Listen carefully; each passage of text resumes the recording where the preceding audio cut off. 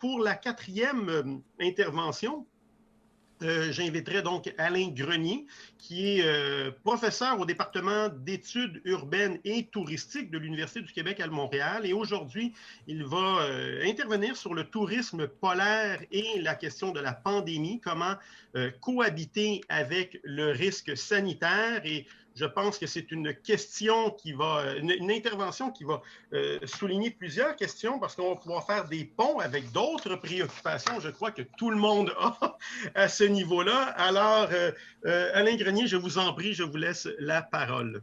Merci beaucoup, Monsieur Payette. Merci à vous. Merci aussi à Monsieur Landriot là, pour votre invitation à me joindre à vous aujourd'hui. Je suis vraiment honoré de pouvoir partager cette tribune avec vous. Nous sommes chercheurs, mais nous sommes aussi tous des touristes parce que dans le cadre de nos études, on va sur le terrain et on aime bien mettre notre chapeau de chercheur, mais moi, je vous dirais que nous sommes, parce que je vous observe, je m'observe et je nous observe, quand on est sur le terrain, nous sommes tous des touristes et non des voyageurs, mais la nuance ne fait pas partie de la présentation d'aujourd'hui. Donc, parler un peu de ce qu'est le tourisme d'abord pour bien le comprendre, les conditions qui sont nécessaires au tourisme et les conditions surtout à la reprise donc, du tourisme suite à la pandémie de COVID-19. Je vais juste déplacer, voilà. Alors, quand on parle de tourisme en Arctique, alors de quoi s'agit-il? Il faut savoir que c'est un phénomène qui n'est pas nouveau.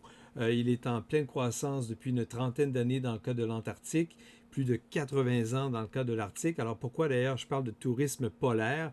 C'est parce qu'on étudie les deux régions du globe en même temps. Il y a des liens qui sont très très forts entre les deux.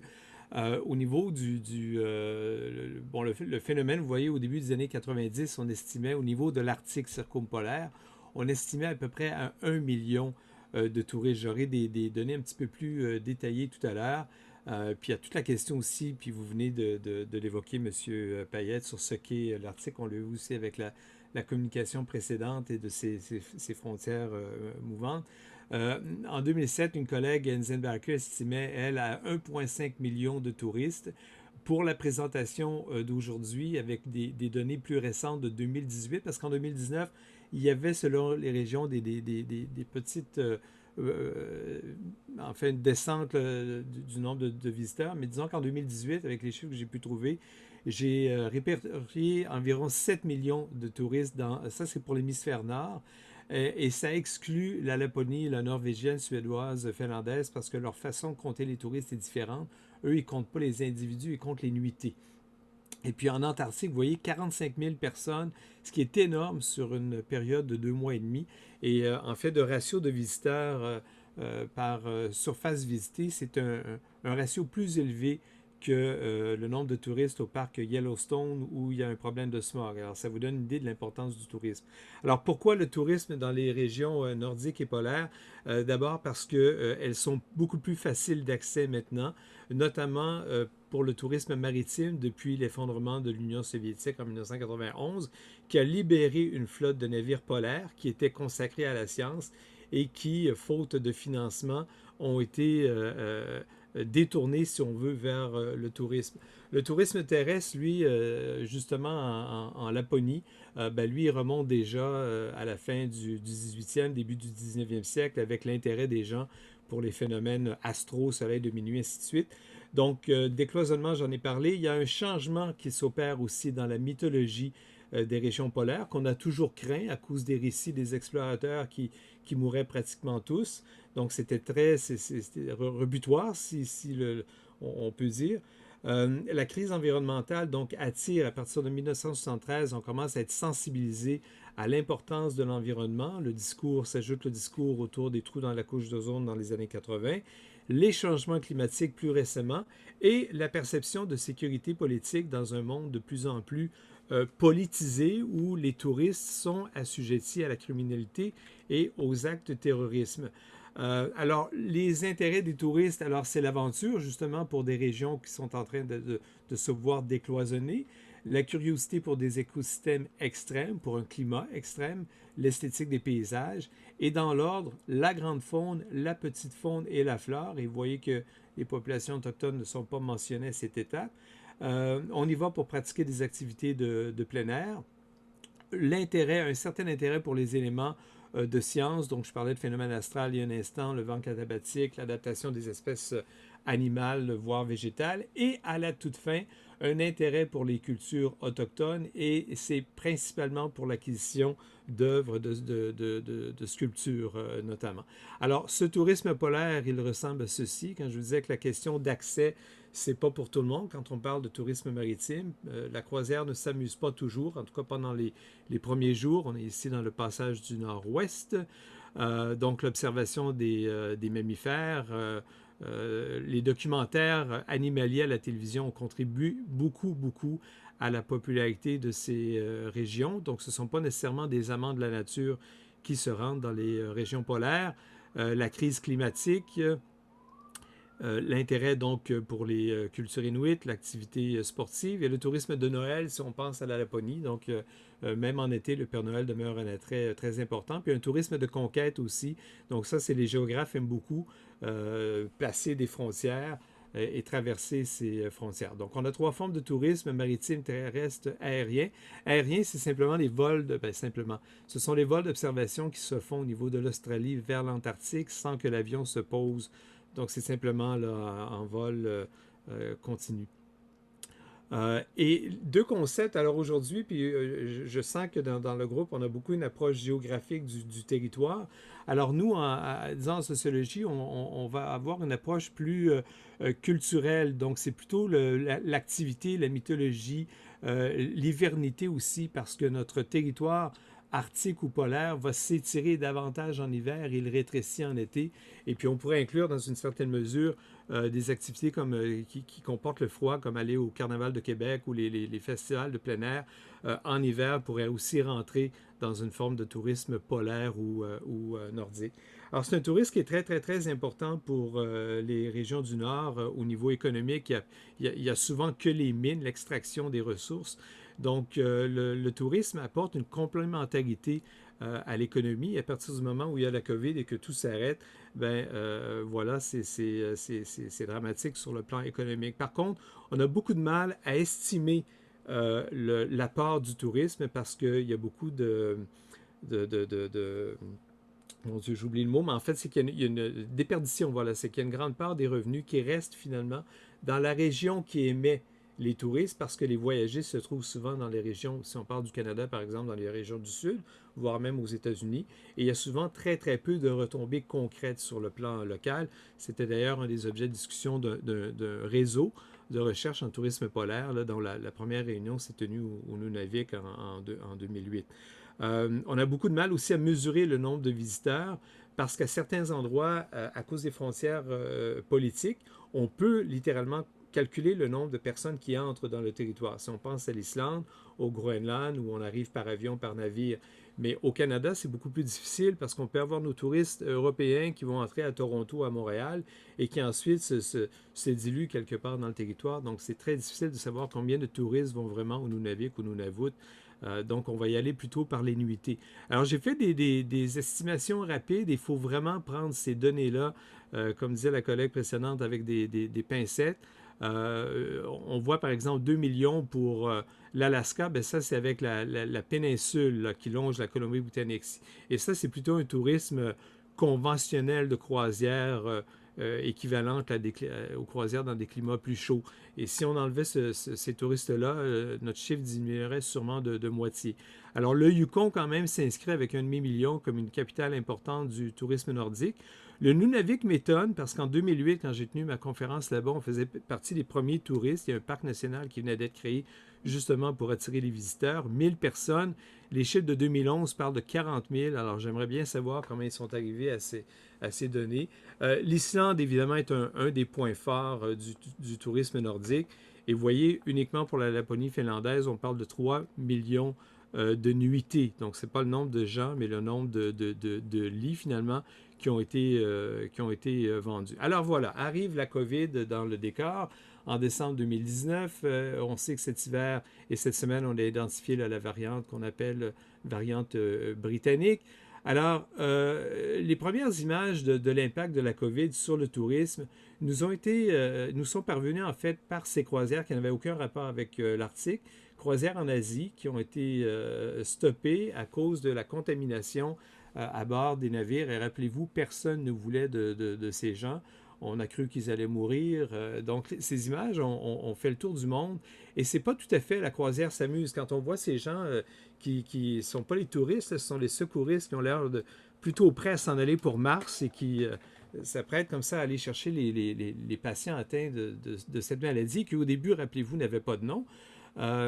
Donc, ça crée beaucoup d'incertitudes autour de l'activité touristique qui se retrouve finalement bannie.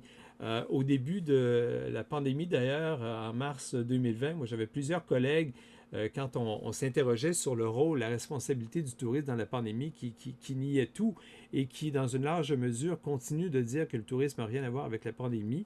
Ce qui me vaut d'être le mouton noir dans ma communauté de recherche, parce que moi, j'estime que le tourisme et le transport a été un vecteur important là, pour la transmission que cette maladie devienne une pandémie. Il a fallu c'est par la mobilité. Si on regarde au Moyen Âge, il avait fallu 10 années pour que les voyageurs de commerce transmettent la peste bubonique aux quatre coins de l'Europe. Pendant la Première Guerre mondiale, cette fameuse grippe espagnole, il a fallu à peu près 1 an. Et or, quand on regarde la COVID, tout s'est fait en l'espace finalement de 2 mois, 3 mois si on étire un peu l'élastique. Puis déjà, au 28 avril 2020, la COVID avait fait autant de morts aux États-Unis que pendant les 20 ans de la guerre du Vietnam. Alors, pour moi, ces chiffres-là, mes collègues me disent que je suis très émotif. Pour moi, ce sont simplement des données qui montrent la responsabilité du tourisme. Alors, une photo de Cambridge Bay, quand on pense à ramener les visiteurs dans les régions nordiques, dans les conditions actuelles, pour moi, relève d'une grande part d'immaturité, voire d'irresponsabilité des penseurs et des acteurs du tourisme. Alors, à quand le retour, dans quelles conditions et à quelles conditions? Alors, il faut savoir que pour réaliser l'activité touristique, moi, j'identifie 6 conditions. D'abord, ça prend un attrait. Et ensuite, ça prend des infrastructures et des services, transport, hébergement. On a beau penser que la planète Mars est attrayante, il n'y a pas encore d'infrastructure pour s'y rendre. Ça prend un budget discrétionnaire, ça prend des sous pour se rendre là, et ça prend du temps libre et des congés payés. Alors, bon, on peut se passer des congés payés si on a beaucoup d'argent, mais ça prend néanmoins un espace-temps. Et on arrive aux questions qu'on oublie souvent quand on parle de tourisme, la santé et la sécurité. Et dans le cas de la COVID, ce sont ces 2 conditions qui sont atteintes là, dans le vif de la chose. Alors, quand on a des perturbations du tourisme au niveau, par exemple, d'épisodes climatiques ou politiques, on a donc, quand ce sont les 3 premiers critères qui sont atteints, on a des solutions. Il y a beaucoup d'études qui ont été faites là-dessus. On a des solutions de type compensatoire. Hein. On remplace l'activité, on donne une compensation. Vous reviendrez une autre fois. Des solutions adaptatives. Alors, par exemple, on enlève les patins sous le traîneau à chien, on met des roues, on s'adapte, il n'y a plus de neige, on va faire notre course différemment. Puis, ultimement, des solutions innovantes où on va carrément changer la nature du produit. Mais on n'avait jamais réfléchi avant la COVID à que faire quand c'est la santé finalement qui viendrait nous mettre des bâtons dans les roues. Je vois le temps qui passe, j'accélère. L'OMS a fixé 6 conditions à la reprise des activités au déconfinement, non pas uniquement touristiques, mais dans l'ensemble des choses. Et j'attire beaucoup l'attention sur le fait que c'est le système de santé, c'est la capacité, une collègue en a parlé plus tôt, c'est la capacité du système de santé d'absorber finalement les gens qui sont malades et qui ont besoin de soins. Alors, quand on parle de tourisme, ça veut dire qu'on s'en va dans une région différente de la nôtre. Et pour moi, c'est une condition essentielle que le système de santé de cette région soit capable d'accueillir des malades dans la mesure où on n'est pas capable de rentrer chez soi. Et là, quand on parle de tourisme dans les régions nordiques, on parle de gens, une grande partie de la population, notamment pour les croisières polaires, est une population relativement âgée, là, de l'âge de la retraite et voire même dans les 80-90 ans. Alors, des conditions qui vont favoriser la reprise du tourisme, bien, le contrôle des touristes, donc la détection des symptômes de la maladie, mais on sait aussi qu'il y a beaucoup de gens qui sont atteints, mais qui sont asymptomatiques, la capacité de charge donc du système de santé, la couverture aussi par les compagnies d'assurance pour le rapatriement. Alors, ce ne sont pas toutes les compagnies qui acceptent présentement, il y en a une à ma connaissance qui accepte de le faire. Une attention particulière au milieu d'accueil, la possibilité aussi d'appliquer la distanciation physique, réouverture la réouverture des frontières, donc qui va sans doute encourager un transport individuel au niveau de la destination, ce qui va à l'encontre des principes écologiques ou de développement durable. Euh, je vais aller vers l'autre diapositive ici où j'ai recensé en fait des solutions pratico-pratiques au niveau des transports, des espaces fermés, alors soit par le plexiglas, par le déplacement de l'ameublement, par exemple. Donc, on réduit la capacité de charge et par l'ameublement, en fait, on crée des zones où les gens peuvent se maintenir dans des bulles. Au niveau des espaces ouverts, ben, dans la mesure où la distanciation physique est possible sur les, j'allais dire sur les plages, mais dans les parcs nationaux, ben, ce tourisme-là demeure possible. Puis, on a des problèmes, par contre, au niveau de la manipulation des outils. Donc, par exemple, dans la restauration, au niveau des bars, des comptoirs alimentaires, par exemple, dans les hôtels. Alors, pour conclure, je vois trois étapes. Avant la vaccination, avec une vaccination partielle, c'est-à-dire une première dose et une pleine vaccination. Alors, au niveau des transports, moi, ce que je vois de possible avant la vaccination, de toute façon, ils n'ont pas entendu mon avis, puis ils l'ont fait. Donc, on a fait un tourisme local. Mais moi, j'aurais préféré qu'on fasse un tourisme dans les régions adjacentes, c'est-à-dire que les gens de Montréal ne s'en vont pas en Gaspésie. On va en Estrie, on va en Outaouais, mais on ne s'en va pas à l'autre bout de la province, surtout dans des régions qui n'ont pas une capacité au niveau du système de santé pour nous accueillir. Au niveau des destinations, alors je fais une distinction entre les destinations allochtones.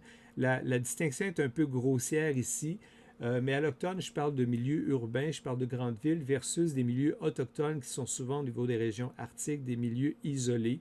Alors à ce moment-là, pour les raisons qu'on a vues dans les communications qui ont précédé, aucun tourisme permis. Avec une vaccination partielle, encore une fois, je maintiens les visites dans les régions adjacentes, ce qui exclurait les milieux autochtones isolés. Et à partir du moment où il y aura pleine vaccination, avec un passeport vaccinal pour faire la preuve de cette vaccination, et dans la mesure où la population locale a été elle aussi vaccinée, c'est ce qu'on voit ici, bien à ce moment-là, la reprise du tourisme est possible. Évidemment, les milieux ouverts, les milieux extérieurs sont favorisés davantage que les milieux fermés. Donc, on pense à ce tourisme de nature qui est favorisé, par exemple, par rapport au tourisme culturel s'il se passe à l'intérieur dans des musées et ainsi de suite. Voilà. Donc, en ce sens, on voit une reprise du tourisme. Au niveau des croisières, par exemple, c'est 2022 pour l'Amérique du Nord. En Europe, il y a déjà des croisières qui sont prévues cet été. Au niveau de la Laponie, ce que mes contacts là-bas me disent, en fait, c'est que le tourisme ne s'est pas véritablement arrêté. Ils ont eu d'ailleurs une réaction très, très anti-mesures sanitaires, comme on voit un peu partout. Donc, évidemment, c'est le budget, c'est le portefeuille des voyagistes, donc ils ont soif de reprendre. Et la grande question que mes collègues posent, verrons-nous un tourisme différent? Eux pensent que c'est le temps de repenser le tourisme et qu'on verra un nouveau tourisme, qu'il n'y aura plus de surtourisme. Moi, je crois au contraire que le frein pendant 1 an, 2 ans va faire en sorte que les gens vont se remettre à voyager, que ce sera sans doute pire que jamais. Alors, sur cette note peut-être pessimiste, on se garde du temps pour les questions à la fin. Donc, merci à vous. Merci beaucoup, Alain Grenier, pour cette présentation qui nous en apprend beaucoup. À tout le moins pour les politologues que nous sommes. Là, on est tous des docteurs en sciences politiques. Là. Alors, nécessairement, d'avoir un autre regard, c'est fort intéressant. Et j'aime beaucoup la question de la comparaison sur la question arctique d'un point de vue géographique versus sociologique, mais que déjà Louis Edmond Hamelin, le concepteur de la nordicité, du terme nordicité, m'a expliqué un peu le lien que les deux entretiennent entre eux. Et donc, on le voit que ça se reflète, entre autres, là, dans la littérature parfois et dans la culture, comment que l'influence géographique va influencer. Donc, d'un point de vue sociologique, il y a Chartier, entre autres, qui travaille sur ces questions-là, donc de la littérature nordique et arctique à l'UQAM. Très intéressant cette question du tourisme. Effectivement, l'un des grands défis pour le tourisme dans la région, et je dirais de façon générale pour les populations qui y vivent, c'est les enjeux de sécurité sanitaire et on n'en a pas assez traité. Et effectivement, dans les prochaines années, On le voit bien, j'ai bien aimé là, les photos que vous avez mis qui nous donnent l'image un peu de tout ça, qui donne une image sur des mots, va être à repenser. Déjà que la question de la desserte pour les populations éloignées a toujours été une question importante. Là, vraiment, pour le tourisme, on voit l'ampleur que ces questions de sécurité et sanitaire occupent donc dans les différentes préoccupations, donc à la fois des milieux touristiques, mais également des gouvernements et des populations locales à cet effet. Merci beaucoup, professeur Grenier.